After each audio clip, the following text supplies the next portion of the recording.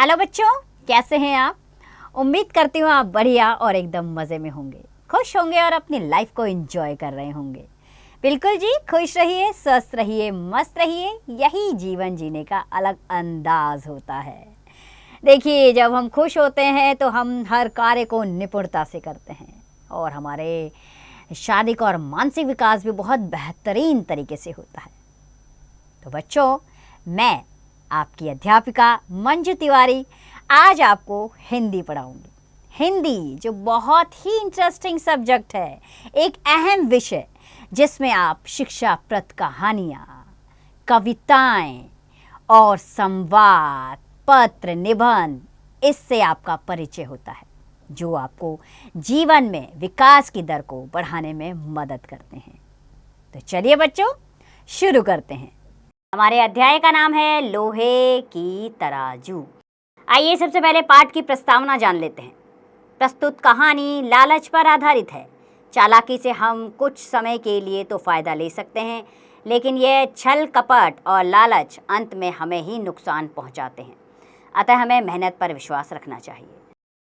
मणिचंद नाम का एक धनी व्यापारी था। काफ़ी समय से मणिचंद का व्यापार ठीक से नहीं चल रहा था। कर्ज भी हो गया था, पर मणिचंद निराश नहीं हुआ। उसने किसी और शहर में भाग्य आजमाने की सोची। उससे सभी कुछ बेचकर अपना कर्ज उतार लिया। केवल लोहे की एक भारी तराजू बच गई। शहर छोड़ने से पहले उसने सोचा कि इस तराजू को अपने मित्र घनश्याम के पास रख दूं।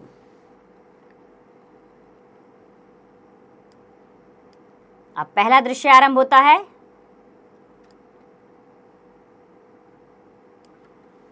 घनश्याम दास का घर। मणिचंद और घनश्याम दास दोनों पास पास बैठे हैं। घनश्याम दास: मणि भाई, मैं तुम्हारी यह दशा देखकर बहुत दुखी हूँ। क्या मैं तुम्हारी कोई सहायता कर सकता हूँ? मणिचंद: भाई, जो होना था हो चुका। अब तो यह शहर छोड़कर जा रहा हूँ। मैंने अपना सब कुछ बेच दिया है। लोहे की एक तराजू बची है बस।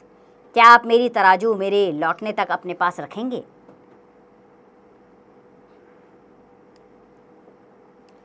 घनश्याम दास: क्यों नहीं, क्यों नहीं, चिंता ना करो, तुम्हारी तराजू मेरे पास सुरक्षित रहेगी। मणिचंद: घनश्याम मित्र, तराजू बाहर रखी है, काफ़ी भारी है। अपने सेवकों से कहकर उसे भीतर रखवा लो। मुझे आशा है मैं शीघ्र ही लौट कर आऊँगा। अच्छा, अब मैं चलता हूँ, नमस्कार। मणिचंद चला जाता है। दूसरा दृश्य। घनश्याम दास का घर। मणिचंद ने बहुत धन कमाया और कुछ वर्षों में अपने शहर लौट आया। वह अपने मित्र घनश्याम दास से मिलने उसके घर जाता है। घनश्याम दास: मणि भाई, तुम्हें यहाँ आया देखकर मैं बहुत ही प्रसन्न हूँ। काम काज कैसा रहा? मणिचंद मुस्कुराते हुए: मैं भी अपने शहर और मित्रों के बीच आकर बहुत प्रसन्न हूँ। ईश्वर की कृपा से मैंने खूब धन कमाया। अब यहाँ कुछ काम करने का विचार है। उसके लिए तराजू की ज़रूरत थी, उसे लेने आया हूँ।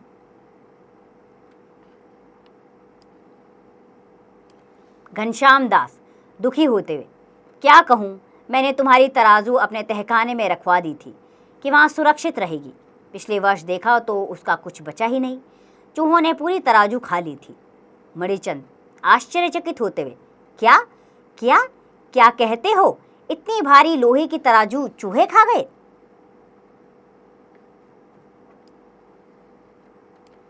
घनश्याम दास: मैं स्वयं बहुत लज्जित हूँ कि तुम्हारी तराजू की ठीक से देखभाल नहीं कर पाया। मणिचंद कुछ सोचते हुए: चिंता की कोई बात नहीं घनश्याम भाई, मेरी तराजू चूहे खा गए तो इसमें तुम्हारा क्या दोष? घनश्याम दास प्रसन्न होते हुए: तुम बहुत ही अच्छे हो। मणिचंद: अच्छा, अब मैं चलता हूँ। यहाँ से नदी पास ही पड़ती है, क्यों ना मैं नदी में नहाता ही चलूँ। घनश्याम भाई, जरा अपने बेटे को मेरे साथ भेज दो, वह मेरे कपड़ों का ध्यान रखेगा।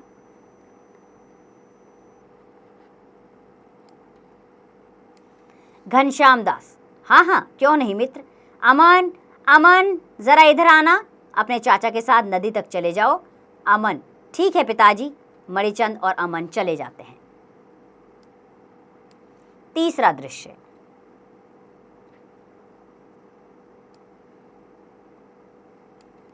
घनश्याम दास का घर। मणिचंद अमन को लेकर नदी की तरफ गया। रास्ते में एक साधु की गुफा में अमन को छोड़ देता है। फिर वह घनश्याम दास के घर आता है। मणिचंद घबराए स्वर में, घनश्याम घनश्याम। घनश्याम दास दरवाजा खोलते हुए, क्या बात है, तुम इतने घबराए हुए क्यों लग रहे हो?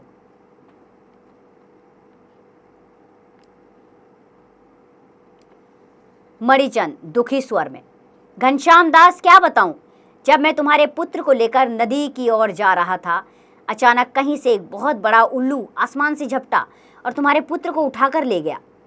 घनश्याम दास अविश्वास स्वर में, क्या मूर्खों जैसी बातें करते हो? 10 वर्ष के बालक को उल्लू कैसे उठाकर ले जा सकता है? मणिचंद, अब मैं क्या कहूं, मेरा विश्वास करो मित्र, बिल्कुल ऐसा ही हुआ है।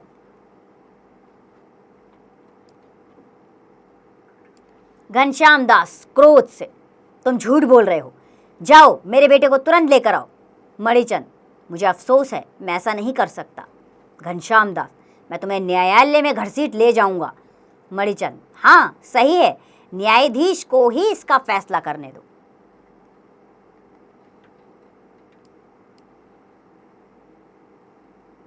चौथा दृश्य, न्यायालय में दोनों मित्र न्यायाधीश के सामने खड़े हैं। घनश्याम दास, महोदय, यह आदमी मेरे 10 वर्ष के पुत्र को अपने साथ ले गया और अब उसे लौटाने से इनकार करता है। न्यायाधीश मणिचंद से, क्या यह सही कह रहा है? मणिचंद, महोदय मैं क्या कहूँ, एक बड़ा सा उल्लू नीचे झपटा और इसके पुत्र को उठाकर ले गया, अब मैं इसका पुत्र कहाँ से लाऊं? न्यायाधीश, कैसी मूर्खता की बातें कर रहे हो, एक उल्लू 10 वर्ष के बालक को उठाकर कैसे ले जा सकता है? मणिचंद, क्यों नहीं महोदय, यदि चूहे लोहे की भारी तराजू खा सकते हैं तो उल्लू भी बालक को उठाकर ले जा सकता है। न्यायाधीश अचंभे में, क्या कह रहे हो, पूरी बात खोल कर कहो।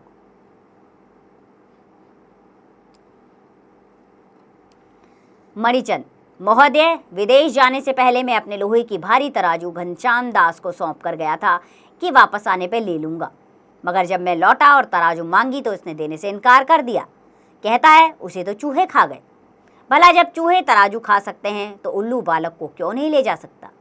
न्यायाधीश घनश्याम दास से, तुम इसकी तराजू वापस करो, तुम्हारा पुत्र तुम्हें मिल जाएगा।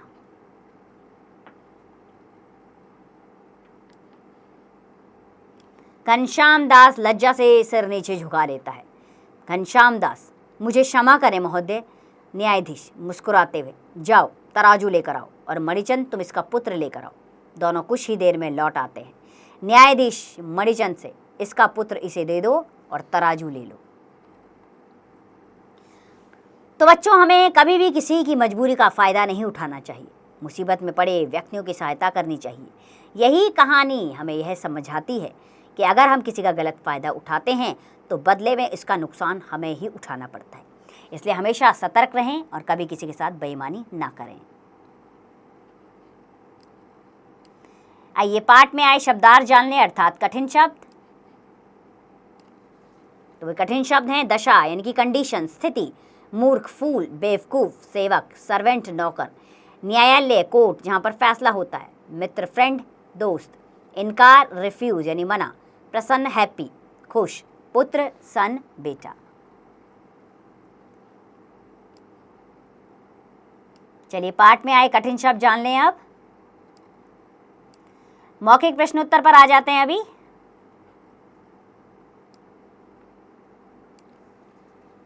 क प्रश्न, मणिचंद का व्यापार कैसा चल रहा था? मणिचंद का व्यापार अच्छा नहीं चल रहा था। ख, मणिचंद ने तराजू किसके पास रखवा दी? मणिचंद ने तराजू अपने दोस्त, अरे दोस्त का नाम क्या था?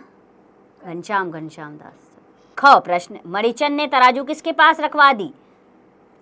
मणिचंद ने तराजू अपने दोस्त घनश्याम दास के पास रखवा दी। ग, मणिचंद ने घबराकर घनश्याम दास से क्या कहा? मणिचंद ने घबराकर घनश्याम दास से कहा कि तुम्हारे पुत्र को एक बड़ा सा उल्लू उठाकर ले गया। घ, दोनों फैसले के लिए किसके पास गए? दोनों फैसले के लिए न्यायाधीश के पास गए। चलिए अब लिखित प्रश्नोत्तर कर लेते हैं।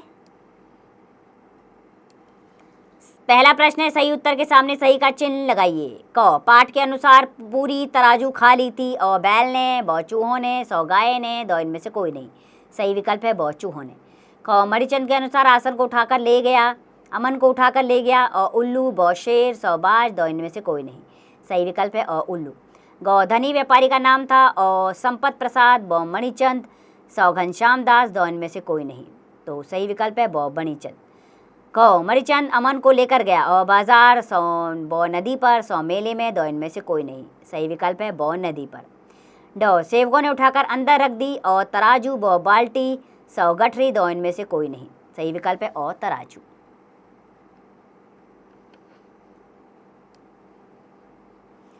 चलिए रिक्त स्थानों की पूर्ति कीजिए। इसमें क है मणिचंद ने किसी और शहर में डैश आजमाने की सोची, किस्मत आजमाने की सोची। ख मणिचंद साधु की डैश में अमन को छोड़ देता है, गुफा में छोड़ देता है। ग मैं स्वयं बहुत डैश हूँ, लज्जित हूँ। घ तुम इसकी डैश लौटा दो, तराजू लौटा दो। ड कैसी डैश की बातें कर रहे हो, कैसी बेवकूफ़ी सी बातें कर रहे हो।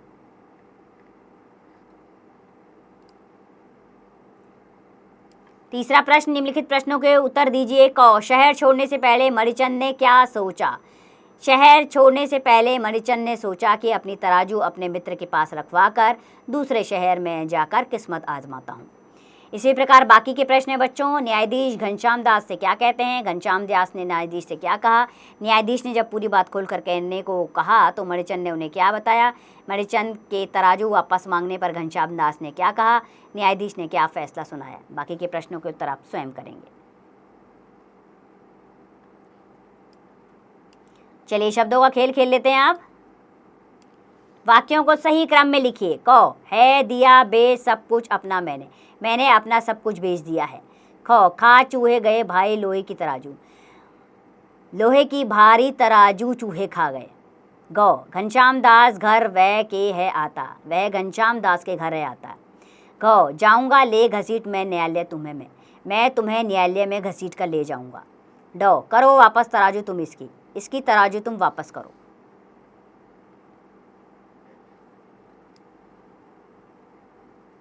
निम्नलिखित मुहावरों का अर्थ लिखकर वाक्य बनाइए। आंखों में धूल झोंकना यानी कि धोखा देना। तो चोर पुलिस की आंखों में धूल झोंक कर भाग गया। आपे से बाहर होना, बेहद गुस्सा होना।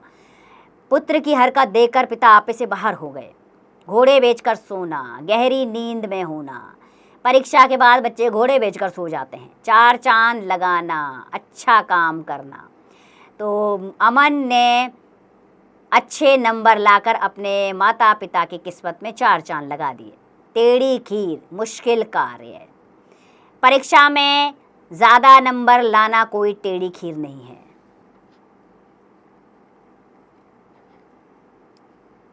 चलिए चित्रकारी और लेखन पर आते हैं अब। दिए गए स्थान पर तराजू का चित्र बनाकर सफाई से रंग भरिए। तराजू के ऊपर कुछ पंक्तियां भी लिखिए। तो फटाफट से यहाँ बॉक्स में तराजू का चित्र बनाइए और उस पर कोई पंक्तियां लिखिए। जरा बताओ, व्यापार करने वाले को व्यापारी कहते हैं, बताइए इन्हें क्या कहते हैं। दोनों पक्षों को सुनकर फैसला सुनाता है उसे न्यायाधीश कहा जाता है। जहां मुकदमा फैसला आदि सुनाया जाता है उसे अदालत कहते हैं। जो लोहे का सामान बनाता है उसे लुहार कहते हैं। जिस पर विश्वास किया जा सके उसे विश्वासी कहते हैं।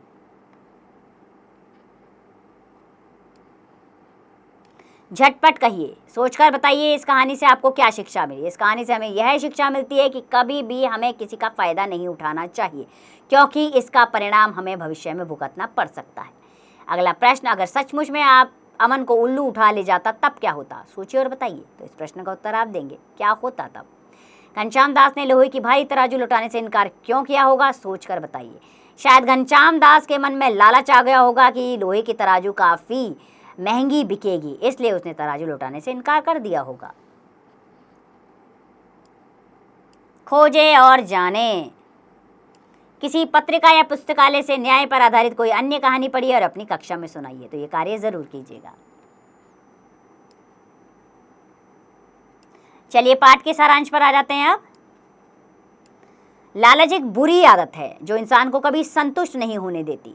हमें हमेशा जितना मिले उसमें खुश रहना चाहिए और मेहनत से पाना चाहिए। तो बच्चों कभी भी लालच ना करें, अपने मेहनत पर विश्वास करें और संतुष्ट रहें। धैर्य बनाए रखें, एक ना एक दिन आप अपने जीवन में सफल ज़रूर होंगे। बच्चों, मुझे पूरी उम्मीद है कि आपको ये अध्याय बहुत अच्छे से समझ में आया होगा और पसंद आया होगा। इसी उम्मीद के साथ कि आप इस अध्याय का अभ्यास कार्य जारी रखेंगे। खुश रहिए, स्वस्थ रहिए, मस्त रहिए और इस पाठ का अभ्यास कार्य करते रहिए।